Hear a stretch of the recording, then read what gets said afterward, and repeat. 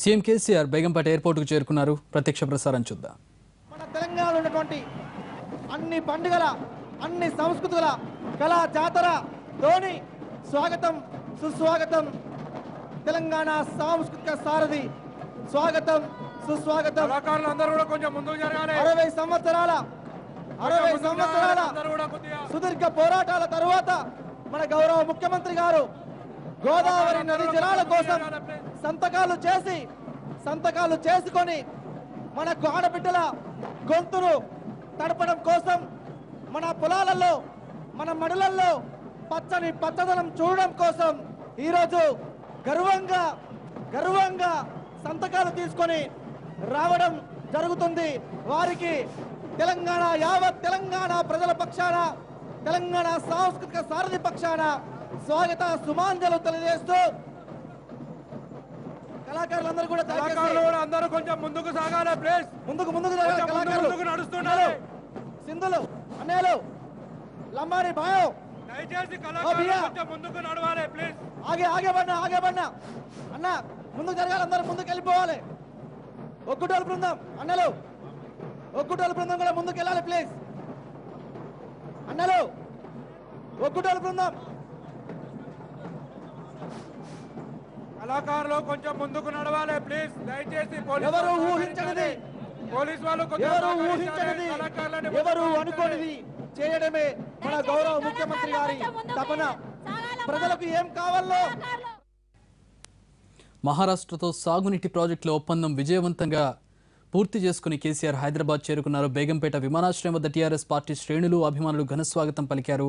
దానికి సంబంధించిన లైవ్ మనం చూసాం. ఇక అక్కడ పూర్తి వివరాలు మా ప్రతినిధి చారి లైవ్ లో అందిస్తారు. చారి, బేగంపేట విమానాశ్రయం దగ్గర టీఆర్ఎస్ శ్రేణులు ఘనస్వాగతం పలుకుతూ ఉన్నారు. ఎట్లా ఉంది అక్కడ పరిస్థితి? ఎట్లాంటి కోలాహలం కనపడుతుంది? బయటికి వస్తున్నారు. భారీగా కార్యకర్తల్ని మోహరించినటువంటి నేపథ్యం ఒక ఎత్తు అయితే, మహారాష్ట్రతో గోదావరి నదిపై కట్టబోతున్నటువంటి 3 ప్రాజెక్టులకు సంబంధించినటువంటి ఒప్పందాన్ని 2 రాష్ట్ర ప్రభుత్వాల మధ్య కుదుర్చుకున్నటువంటి ఒప్పందం తర్వాత మొట్టమొదటిసారిగా మనం చూస్తున్నాం కేసీఆర్ బేగంపేట ఎయిర్పోర్ట్ బయటికి రావడం, ఏర్పాటు చేసినటువంటి బస్సు వేదిక మీద నుంచే ప్రజలకు అభివాదం చేస్తున్నారు. పక్కన మంత్రి హరీష్ రావు కూడా ఉన్నారు. మహారాష్ట్రతో కుదుర్చుకున్నటువంటి ఒప్పందంలో ఆయన కూడా కీలక పాత్ర పోషించినటువంటి నేపథ్యంలో ఒప్పందం ప్రక్రియ మొత్తంలో కూడా సీఎం కేసీఆర్తో పాటు మంత్రి హరీష్ కూడా ఉన్నారు. మిగిలిన క్యాబినెట్లో ఉన్నటువంటి మంత్రులు కూడా మనం కేసీఆర్ ఉన్నటువంటి బస్సు వెనకాల ఉన్నటువంటి పరిస్థితిని చూస్తున్నాం. అయితే తెలంగాణ ఉద్యమంలో తెలంగాణ ప్రాంతంలో గోదావరి ఎక్కువ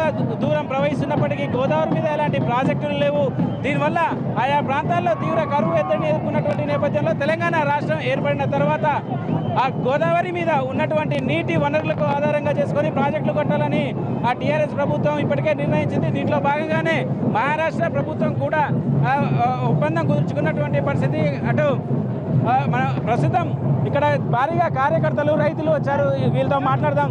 సార్ చెప్పండి, మహారాష్ట్రకు పోయి ఒప్పందం కుదుర్చుకున్నటువంటి సీఎం ఈ రోజు ఇక్కడికి వచ్చారు. మీరు ఎట్లా ఫీల్ అవుతున్నారు? మీరు ఎక్కడి నుంచి వచ్చారు?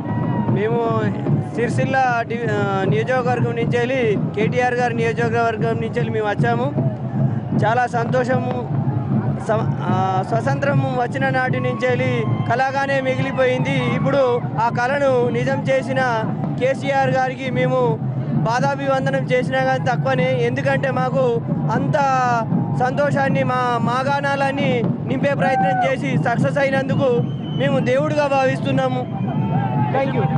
60 సంవత్సరాల నుండి ఎవరు చేయని పాలన కేసీఆర్ గారు చేశారు. చాలా సంతోషము. మేము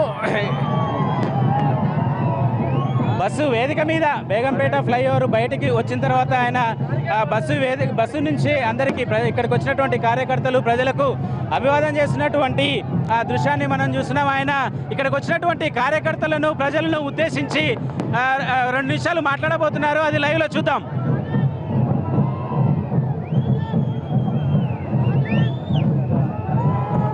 సీఎం కేసీఆర్ ముందు ఉన్నటువంటి కళాకారులు ఇచ్చినటువంటి వాయిద్యాలను ఆపమని ఆయన సైగ చేసినటువంటి పరిస్థితి. వెనక మంత్రి హరీష్తో పాటు ఈటల రాజేందర్, పోచారం, లక్ష్మారెడ్డి, జగదీష్ రెడ్డి, జూపల్లి, కేసీఆర్ వెనకాలే ఇంద్రకరణ్ రెడ్డి మంత్రులంతా ఆ వరుసను అనుసరిస్తున్నటువంటి పరిస్థితి కనపడుతుంది.